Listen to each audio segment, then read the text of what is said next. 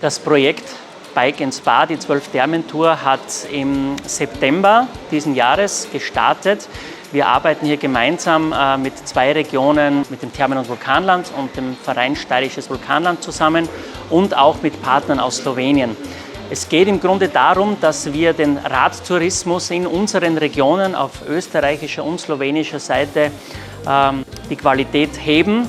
Und das schaffen wir dadurch, dass wir alle unsere Radwege evaluieren und daraus dann eine Radtour, eine 12-Thermen-Tour definieren, die entlang der 12 Thermen, also 6 auf österreichischer, 6 auf slowenischer Seite, durchführen und wir so innerhalb der nächsten 3 Jahren das Radthema auf eine neue Qualitätsstufe heben können.